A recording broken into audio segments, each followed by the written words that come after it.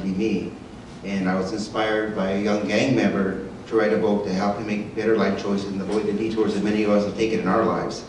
So over the course of the last 11 years, we have developed a comprehensive bilingual non-generic book series and program that resonates with the youth and promotes student achievement and helps our kids with their critical thinking skills and bridges the educational gap.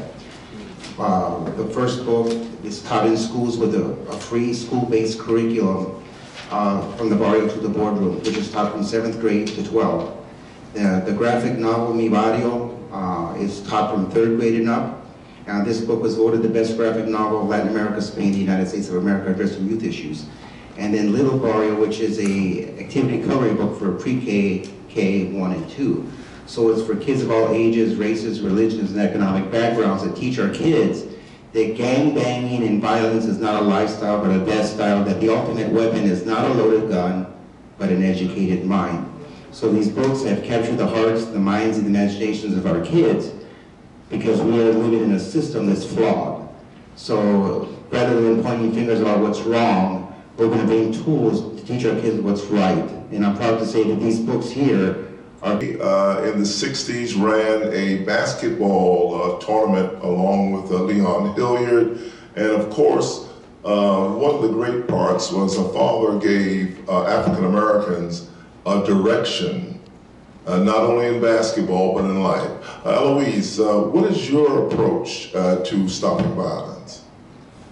My approach is to keep children active. You know, my current position is that I'm fortunate enough to have what's known as street cred.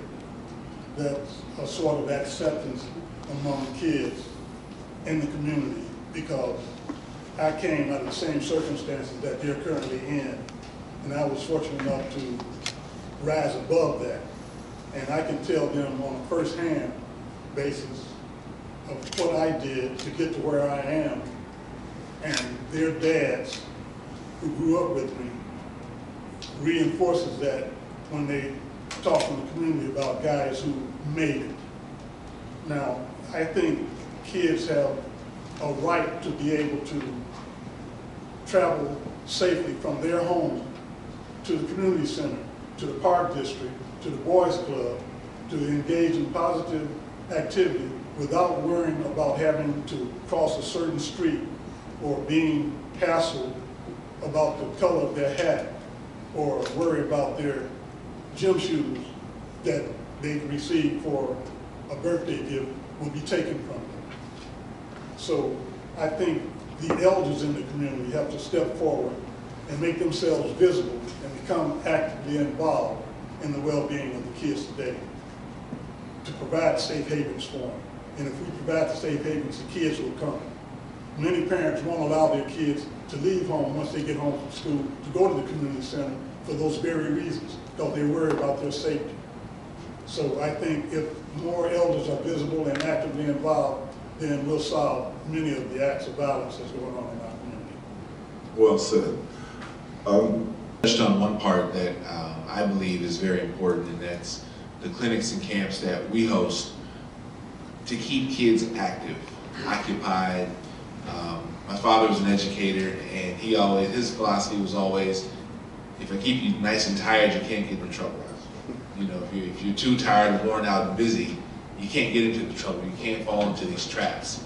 Now, obviously, that's speaking to a different part because Emmett spoke about kids just getting to the community center. So I'm not going to rehash that, but you have to, provide elders and people in the community to make safe passage, but you need programs.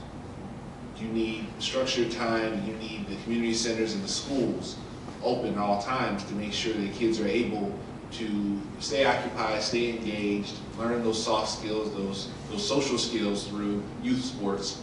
I mean, we talk about sports and how much kids love them, but really, at the end of the day, youth sports teach everything you really know as an adult. Teamwork, responsibility, losing with grace, winning with grace, all those types of things. And so, from our perspective at the National Basketball Retired Players Association, we want to provide as many opportunities as possible for those kids, the kids who don't normally get a chance to spend the day with an NBA player, to sit down with Emmett Bryant or Bobby Hunter and to hear their story. We want them to see that there is a group of people out here that do want to make sure those opportunities are there for them, because we're afraid that those won't come organically for those kids. And so that's my philosophy, and I'm very happy to be involved in that program. Lives and build steel mills all over the world.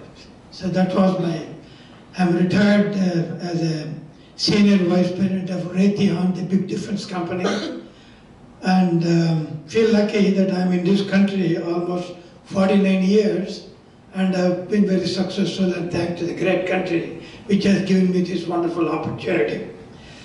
Currently, after retirement, I'm taking care of the day-to-day affairs at the Hindu temple in Lamont, which is about 30 years old now. We built it in 1986, and we have over 12,000 devotees who come to the temple. And one of the things we focus at the temple, not just religious, community activities. What do we do for the community? This country has given us such a great opportunity. So what do you do return to the community? The temple is not just for the Indians or the Hindus from India. Anybody can walk in anytime, 9 a.m. to 9 p.m. And some of the things we do for the community is 4 times a year we donate food to the people, needy people. We conduct yoga for anybody, almost at a negligible cost, only to cover a maintenance cost of $15 a month. That is for 14 classes. That is less than just about $1 a class. It's a 2-hour yoga. And what we see is we have 100 students. Out of the 100, 80 of them are local American citizens who live in America, who are people here. And it's a very interesting scene to see these people come to our temple every Saturday morning, Monday evening, and Wednesday evening. This is when we conduct the classes.